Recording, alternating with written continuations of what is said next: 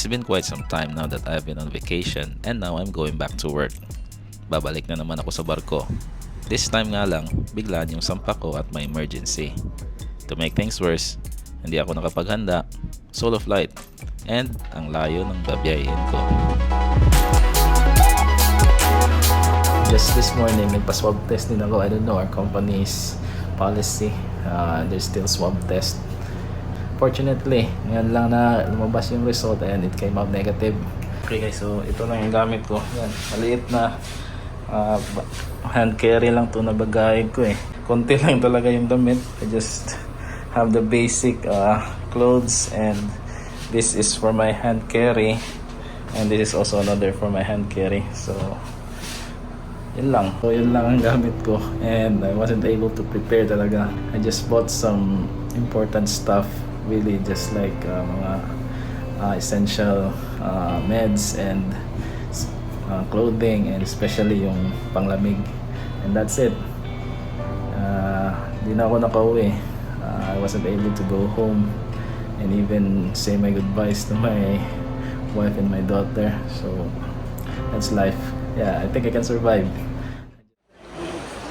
Okay, so dumating ako sa NAIA Terminal 1 around 8:30 p.m. Since my first flight is going to Incheon, South Korea and scheduled departure time is at 11:45 p.m.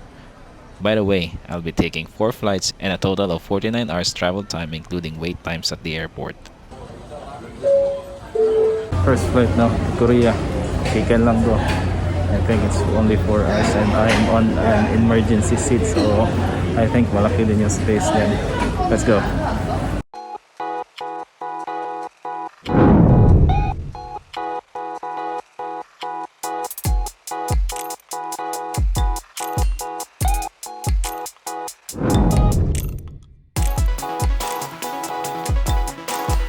Dito na po ngayon sa Incheon, South Korea. More or less it's a 7-hour layover here. Mamaya I'll find some food to eat. And right now, relax muna ako dito sa may somewhere sa ano ba to? Sa likod. Yan, gate 252. Pero yung gate ko is 254.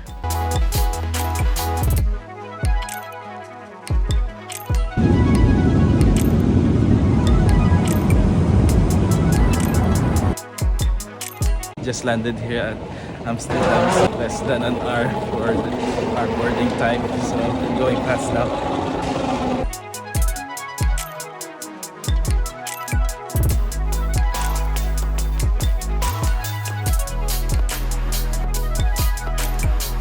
So I just made it in time here sa boarding gate E20 going to Santiago via Buenos Aires. Nagla-line up na yung mga tao to board the plane. I think going to Santiago is another 17-hour flight.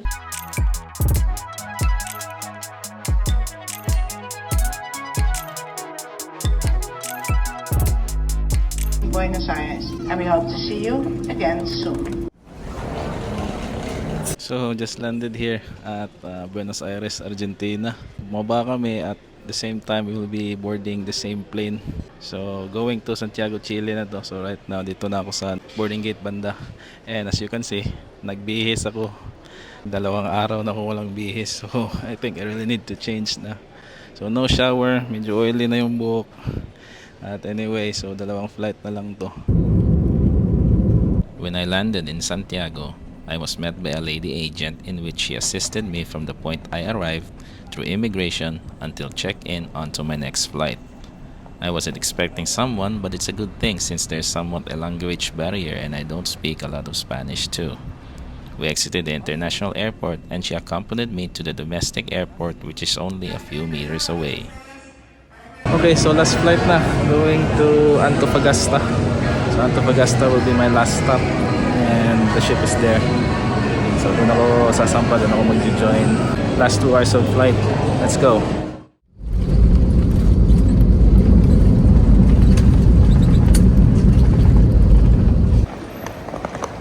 Pagdating ko, I was picked up by a driver na hirap din mag-English pero sabi niya, I will be going directly to the shift. So it was about 45 minutes na drive at chill lang naman ako sa ride while enjoying my view from the van. Hindi pa nga nakakasampa, nag-iisip na nga ako ng shore leave eh. So right now, I'm here at the port but the vessel still at anchorage. So it's quite near, somewhere there. Okay, so I'm waiting for my service boat here to come, and I'll go directly to the vessel.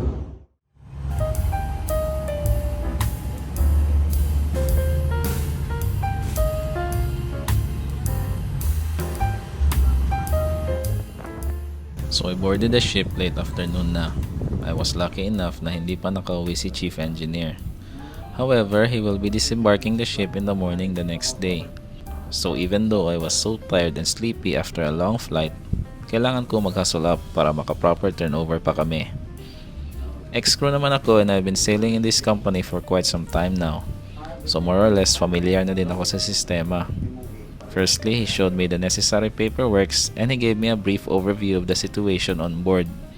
The usual stuff, mga problema, issues, fuel figures, and most of all, condition ng makina.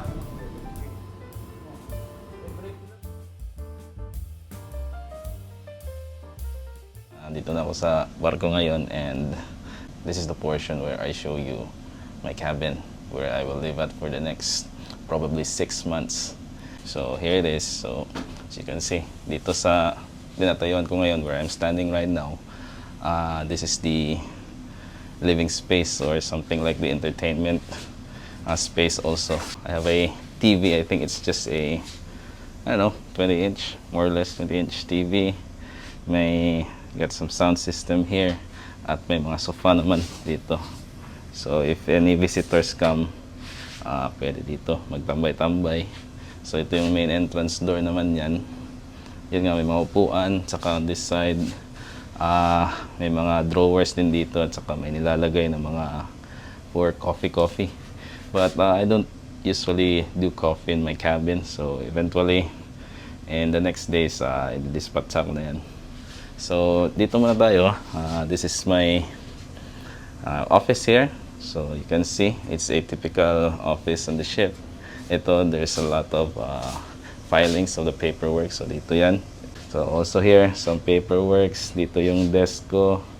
Yun, may photocopier, scanner.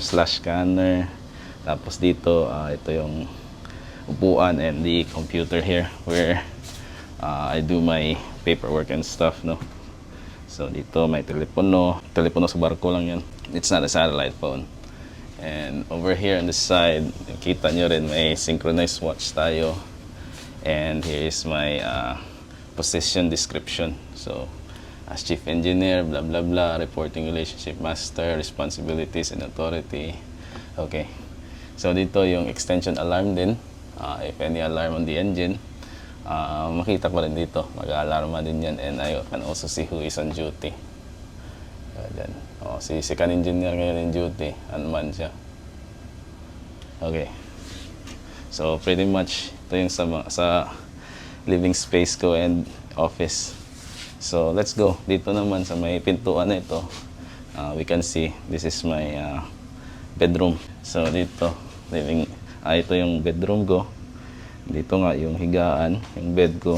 It's more like a double size bed lang. And yun nga, nakapag-ayos na, inayos na ni Messman yan. And doon may bintana din, there's a plant there. Ayan. But actually, pinalitan ko pa yan. And you have the normal and typical cabinet there where I store my clothes. To may drawers din. And dito, yung salamin ko rin. And walang synchronized watch dito, so pagdating ko meron na to dito eh. It's just a normal wall clock. So yun nga. And over on this side, makita natin, this is my CR, or toilet and bath. So yan, maliit lang naman eh. Good for one person. May shower, wala nga lang shower curtain, tinanggal na siguro nung kapalit ko. And yan, may shower, tsaka hot and cold shower yan. And dito yung toilet. So yun lang. So pretty much that sums up what is inside there in my cabin.